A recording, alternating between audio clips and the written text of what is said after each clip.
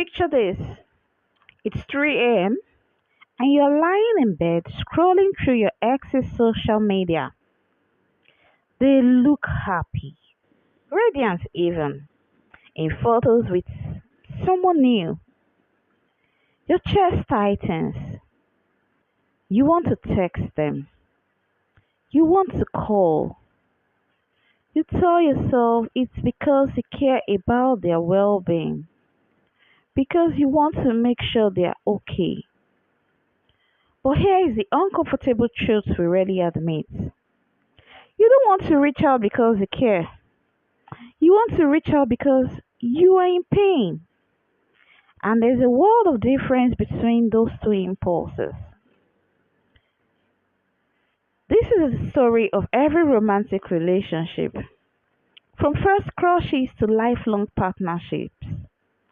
All of them haunted by the same fundamental tension, the war between desire and care, between what we want from someone and what love actually looks like. Desire whispers sweet lies in romantic relationships. It convinces us that our needs and our partner's well being are the same thing. It is the girlfriend who just worries when her boyfriend goes out with friends. Never mind that he is maintaining important relationships, recharging his social batteries, being the whole person she fell in love with. Her anxiety masquerades as caring love, but underneath, she's terrified of being replaced. Dr. Helen Fisher, who has spent decades studying the brain in love, discovered something unsettling. When we're romantically attached to someone, our brain lights up exactly like an addict's. The same neural pathways, the same desperate hunger, the same withdrawal when our drug of choice, their attention, their affection, their presence gets taken away. Think about that for a moment. When you say you can't live without a partner, your brain literally believes you. I once knew a woman who claimed she supported her boyfriend's dream of becoming a musician. She would nod enthusiastically when he talked about his songs, even helped him set up a home studio in their spare room. But when opportunities arose, open mic nights, chances to play with other musicians, a small tour with a local band, suddenly there were reasons it shouldn't go. We need the money from your day job. These people might be using you. What if this ruins what we have? What she called love was actually fear. Fear of being left behind. Fear of him outgrowing their relationship. Fear of a life where his passion mattered more than her presence. He gave up music, and something in both of them died. So, what does real care in romantic relationships look like? Well, it can be brutal. It requires us to perform surgery on our own hearts, to cut away what we want in service of what our partner needs to thrive. Bell Hooks, the revolutionary thinker who understood love better than perhaps anyone, said this: love is an action, never simply a feeling. Not the butterflies when they text you back, not the ache when they travel for work, not the desperate need to know where they are every moment. Those are just feelings. Love, real love, is what you choose to do when those feelings would hurt the person you are with. Let me tell you about my friend Marcus. His wife Sarah got offered her dream job, but it was in another city. A promotion that would launch her career in ways their current location never could. What was Marcus's first instinct? Well, his desire was to find reasons for her to stay. Their life was here, their friends, their routines, the house they had just bought. But care looked different. Care meant researching the new city together, finding ways his work could transition, getting excited about the adventures they could have in a new place.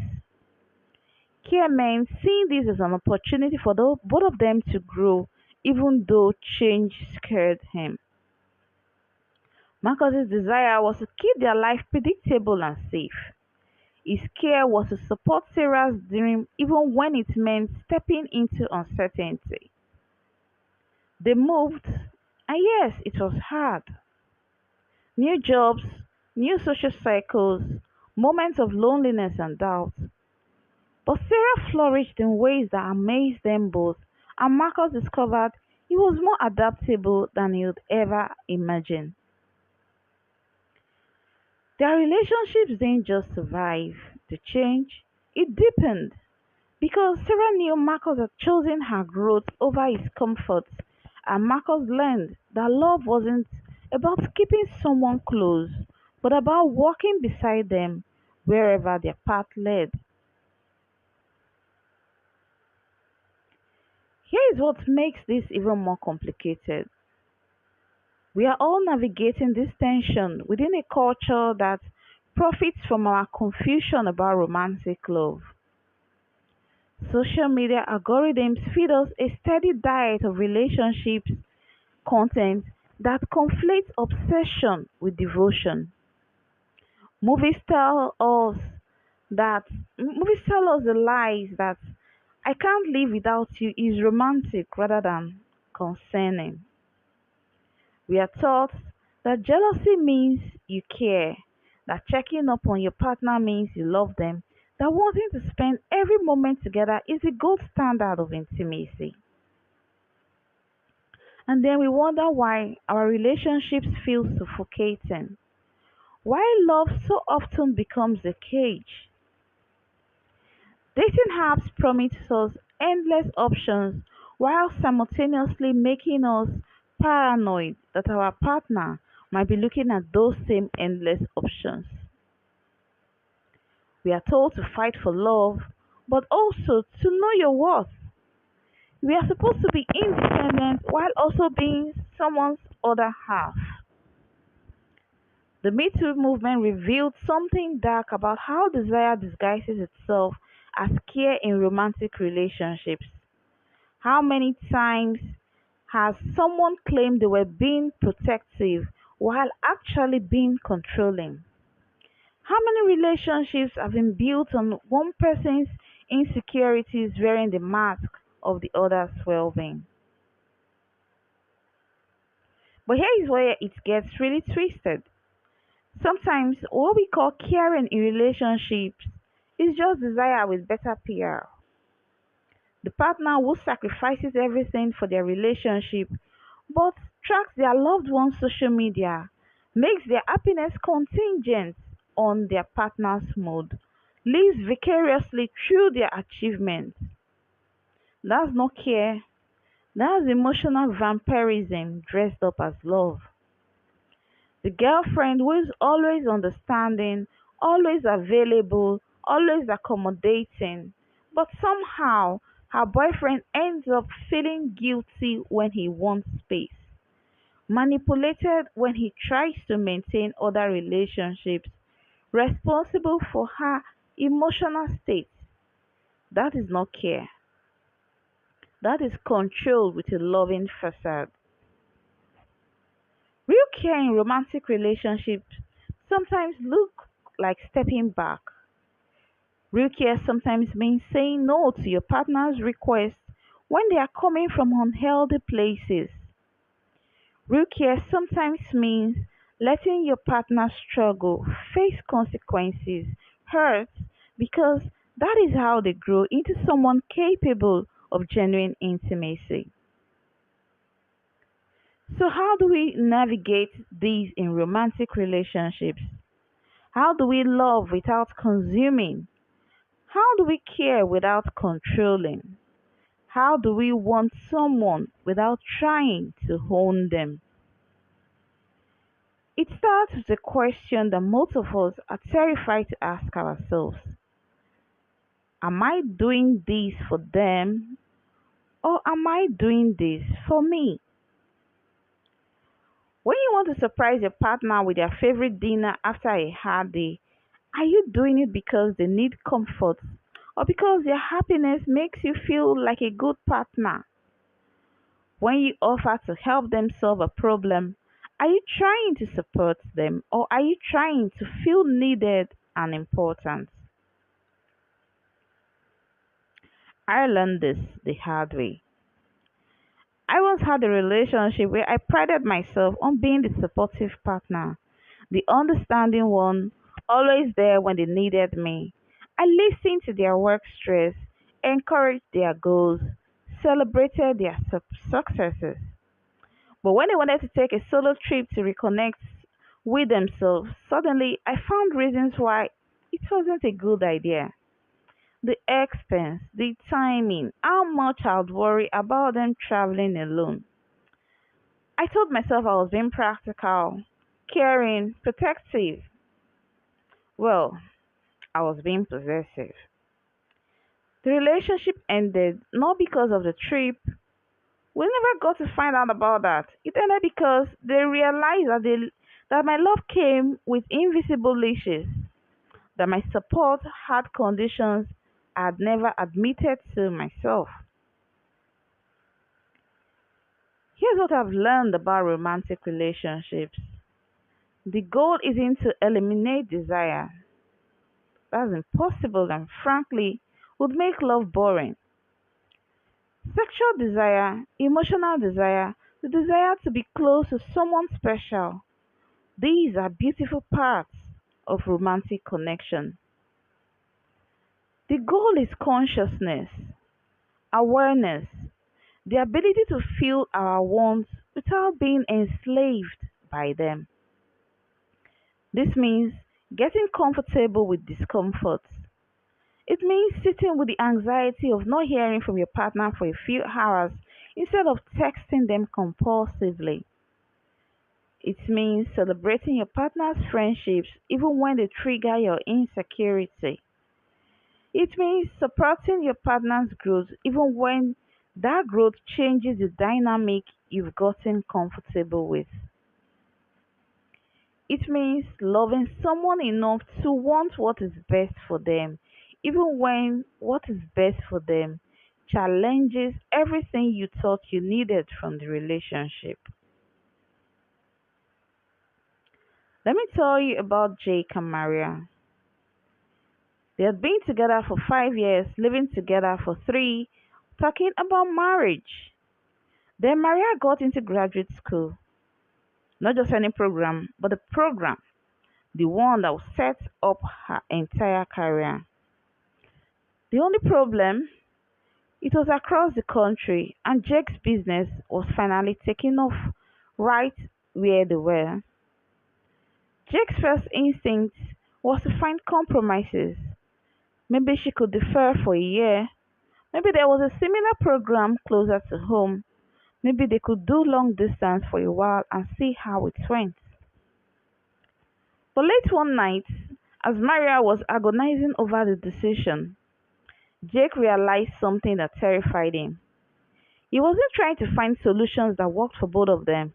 He was trying to find solutions that kept her close to him, regardless of what it cost her dreams. The next morning, he said something that changed everything. I want you to go. She stared at him. What? I want you to go. Not because I don't want to be with you, but because I love you enough to want you to become everything you're capable of becoming. Even if that means we have to figure out something really hard. Maria started crying, not from sadness, but from the relief of being seen, truly seen, by someone who loved her enough to prioritize her growth over his comfort. They spent the next few months making a plan. Jake would spend the next year wrapping up his business commitments and exploring opportunities in Maria's new city. They'll do long distance for a while, then he'll join her. It wasn't easy. There were lonely nights, missed calls, moments of doubt. But something important and beautiful happened. Their relationship deepened in ways neither expected. The daily text became more intentional. The weekend visit became more precious. They learned to support each other across distance, to be partners in dreams rather than just comfortable companions. Here is the beautiful, terrible truth about romantic love. The person we love most fully are often the ones we are most willing to lose. Not because we don't care, but because we care so much that their freedom matters more than our security. This does not mean becoming a doormat or pretending to love, pretending not to have needs in our relationships. It means getting those needs met in healthy ways rather than extracting them from a partner who never consented to be your sole source of validation, entertainment, or identity. It means building a life rich enough that losing your partner would not destroy you. Not because they don't matter, but because they matter so much you want to love them from wholeness rather than from desperation. The tension between desire and care will never fully resolve in romantic relationships. It is part of loving someone with a body, a heart, and a mind of their own. Part of wanting to merge with someone while still needing to remain yourself. But in that tension, in the space between wanting someone and freeing them, between holding on and letting go, between you are mine and you are yours, that's where real love lives. Messy, complicated, sometimes heartbreaking, but real. Because at the end of the day, loving someone romantically isn't just about making them yours. It is about choosing them every day while still giving them the freedom to choose you back. It is about building something together that makes both of you more yourselves, not less. That is the difference between wanting someone and loving them. In romantic relationships, it is the difference between a cage and a dance floor. Both involve being close to someone, but only one sets you both free to become who you are meant to be. That said, let's think about the last episode of Friends and the fact that Rachel got off the plane. Think about it.